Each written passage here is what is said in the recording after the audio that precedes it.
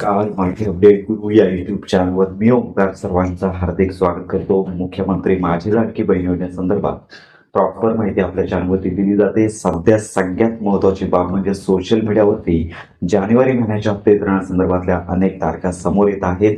याच्यामध्ये सगळ्यात महत्त्वाची बाब म्हणजे मुख्यमंत्री माझी लाडकी बहीण योजनेसंदर्भात हप्ते वितरणाची तारीख झालेली आहे जाहीर. त्याचबरोबर काही जिल्ह्यामध्ये हप्ते वितरण सुरू होणार आहे असे देखील मेसेज समोर येत आहेत. तर सगळ्यात महत्त्वाची बाब म्हणजेच अजून तरी मुख्यमंत्री माझी लाडकी बहीण योजनेसंदर्भात तारीख आलेली नाहीये.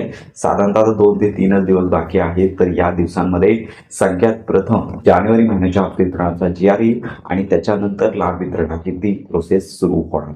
तर सगळ्यात महत्त्वाची बाब म्हणजेच लक्षात घ्या की निवडणुकांचा कालावधी 5 तारखेला निवडणुका आणि लगेच निकाल पंचायत समिती आणि जिल्हा परिषद. तर या पार्श्वभूमीवरती जर हप्ता वितरित होत असेल तर 5 तारखेच्या आधी हा हप्ता आहे तो वितरित होऊ शकतो. पण यामध्ये सगळ्यात महत्त्वाची बाब म्हणजे जास्तीत जास्त लाडक्या बहिणींची संख्या नोव्हेंबर आणि डिसेंबर हप्ता न आलेल्यांची आहे.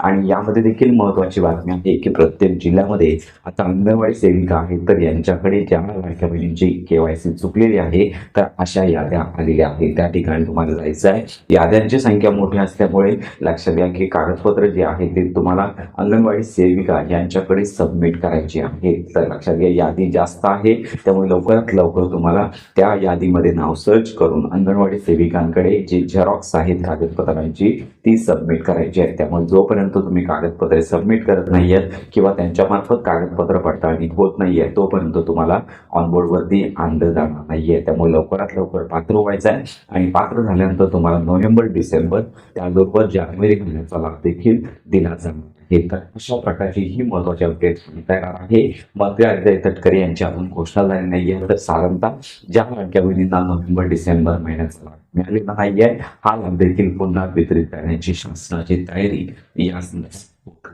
येईल.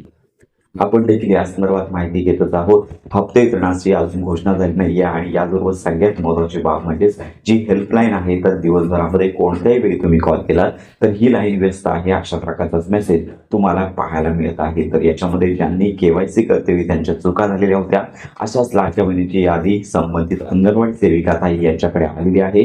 ज्यांनी KYC केली नाहीये या संदर्भात आपण माहिती घेत आहोत. त्यांना देखील हा फॉर्म भरण्यासाठी त्यांनी अंगणवाडी सेविका यांच्याकडे जायचं आहे. तर अशा प्रकारचीच ही अपडेट संपूर्ण महाराष्ट्रामध्ये आता देता येणार आहे. हप्ते वितरणाची तारीख लवकरच घोषित होईल. पण लक्षात घ्या की कागदपत्र पडताळणीसाठी लाडक्या बहिणींची संख्या जास्त असल्यामुळे नोव्हेंबर आणि डिसेंबर महिन्यातील ज्या लाडक्या बहिणींना लाभ आले नाहीये तर अशा लाडक्या बहिणींचा विचार जर केला तर हप्ते वितरणात कदाचित उशीर देखील होऊ शकतो. पण लक्षात घ्या येत्या काही दिवसांमध्ये या संदर्भात स्पष्ट होईलच. आपण देखील या संदर्भात माहिती घेतोय.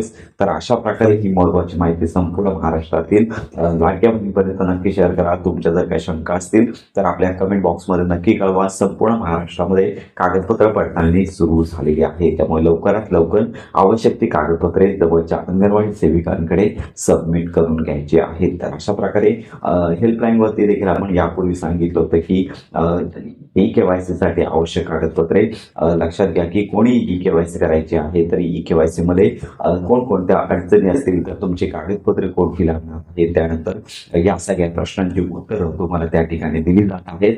कागदपत्र कोणती सबमिट या हेल्पलाईनच्या माध्यमातून करून घेतली जात नाहीये. तर KYC चुकलेली असेल तर सर्वच लाडक्या बहिणींनी केवळ पात्र लाडक्या बहिणी यामधील ज्या पात्र लाडक्या बहिणी असतील त्यांनीच लक्षात घ्या कागदपत्र पडताळणी करायची आहे. तर अशा प्रकारे ही महत्त्वाची माहिती सर्वांपर्यंत नक्की शेअर करा. योजनांसंदर्भात खात्रीशीर माहितीसाठी आपल्या चॅनलच्या कनेक्ट पत्रावर